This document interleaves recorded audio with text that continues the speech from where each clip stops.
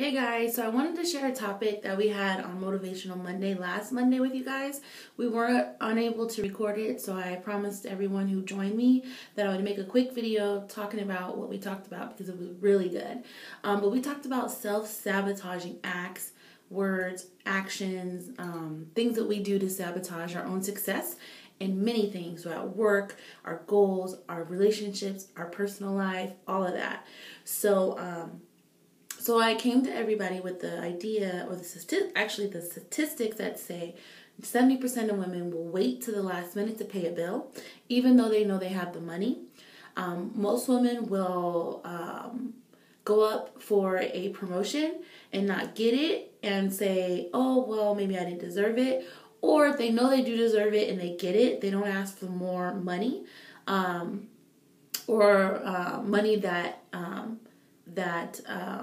they deserve because they're qualified for the job or maybe overly qualified for it.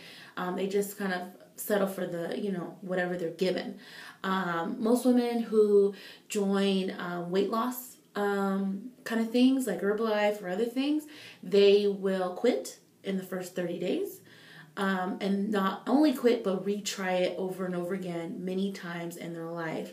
Some will get it, some won't, and they'll just settle with the fact that maybe they're just not meant to have the size that they want. A lot of women sabotage their own love lives by settling for men that they know they don't deserve. As far as the men are down here and her level is way up here. Those are just some things that I shared with the team, but I wanted to get deeper into that. I wanted to share some ways that we sabotage ourselves that may not be as obvious. So I found a couple things online. So this is an article that I read on lifefocuscenter.com. And this author named Nancy Good describes some of the ways women are most likely to sabotage themselves. One, being overly passive, fearful, listless, or indecisive. That's really sabotaging yourself because you don't have a voice. You just kind of go with the flow. You don't speak your intention, and you don't speak up for yourself. Number two, repeatedly having anger get the better of you because it expressed inappropriately in destructive ways, such as blowing up at people or turning it inward on yourself. That sabotages you in many ways because people look at you as a loose cannon, you don't control yourself, and you don't really know how to communicate. 3, having chronically chaotic financial situation. That stresses you out, so then you blow up at people, you have word vomit, you're not very approachable, and then being controlled by depression and anxiety, that's obvious, right?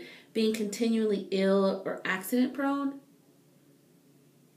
Maybe that just means, I think what she means by that is you're not focused. And then being controlled by compulsive behaviors such as alcohol and drugs. You are single but you don't want to be, yet love consistently exudes you. You are married and living with someone you are unhappy with, but you do nothing to improve the relationship except to keep hoping he'll change and fantasizing about your escape. That's a no. Do you recognize these things in yourself, she asks. And then I went a step further and found another article on ChristianToday.com. It says self-sabotage can take obvious forms like self-injury or addiction, but most of us, we work against ourselves far more subtle ways, being perfectionists, avoiding conflict, procrastinating, focus on trials, and in case of many of our friends, a seemingly noble quest to serve others communicated to the superiors is that we're nice enough women to be capable of handling trivial tasks.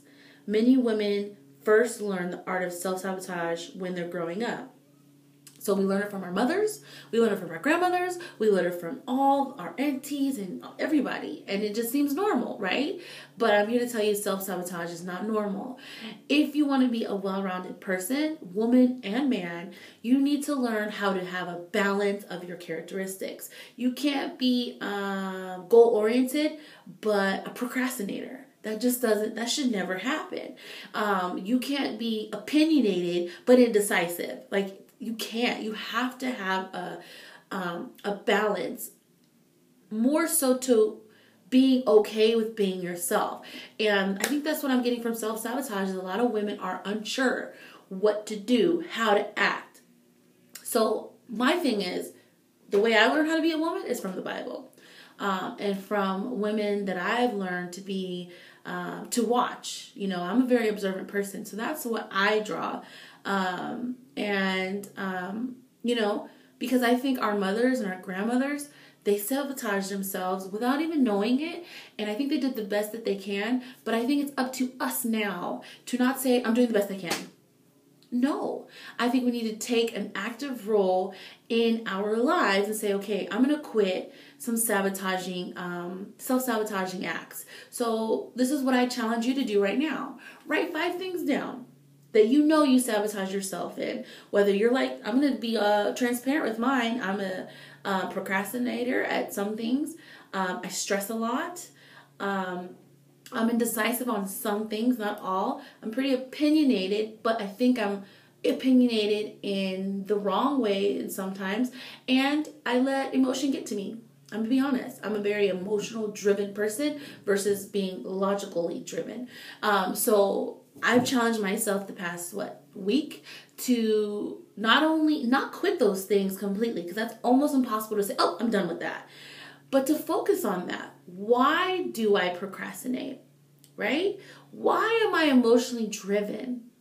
What inside of me caused me to be emotionally driven? And to deal with those things, pray on those things, not say, God, please make me not be a procrastinator, because that's not going to happen. You have to find out why you procrastinate on things that you know you need to be done. Is it because you don't have a focus? Is it because you don't want to do those things? So if you don't want to do those things, maybe ask yourself, why am I even doing this if I wait till the last minute to do it, right? If you're procrastinating on paying a bill when you know you have the money, what in you makes you do that? I've done that. What made me do that is because I like what my account says before I pay my bills, right? But that's not reality. So I was clinging on to something that wasn't real. And so I've learned to pay the bill before it's due. Right? So those are just some things, some tips, but write down what you do right now that sabotages your success, your actions, your attitude, and your relationships. And not only your relationship with other people, not only with your spouse, but with yourself. Because we really are diving into self-love here. If we love ourselves, we don't sabotage our success, right? If we love ourselves, we don't do things that go backwards. We only want to go forward, right? And forward means progression. You cannot go forward and sabotage yourself. That just doesn't happen. If you tell yourself, I have these goals, and you write them on paper, oh yes, I'm going to do them, and you do nothing in a week that executes those goals, guess what you're doing? You're sabotaging yourself. If a friend asks you for help with something, and you know you need to do something that goes towards your goals, like going to work, working out, whatever those goals that you may have, and you say, yeah, girl, let's go party. You're doing a couple things. You're people pleasing, which is a no-no, and you're also sabotaging your own goals to please your girlfriend. And she just gave you an out. Oh, girl, I don't gotta go to the gym. Let's do it, right? So I'm going to challenge everybody right now. Write your top 5 sabotaging acts, words, things that you do. Be brutally honest. You don't have to share them with anybody. You don't have to be transparent and share them. But I encourage you to do that. Because I think when you uncover that ugly scar to someone that you care about and they do the same, you got an accountability partner automatically. Instead of wearing this mask around people that we love, because believe it or not, that's another topic we're going to talk about soon, is wearing the mask around people that we care about. And they're doing the same thing. So we never really know people because they're not keeping it real. Right? So, but don't blame people for doing that. We all do it. Right? So, I hope you guys like this topic. I pray that you guys have a blessed week. Join us for Motivational Monday every Monday at 10 a.m.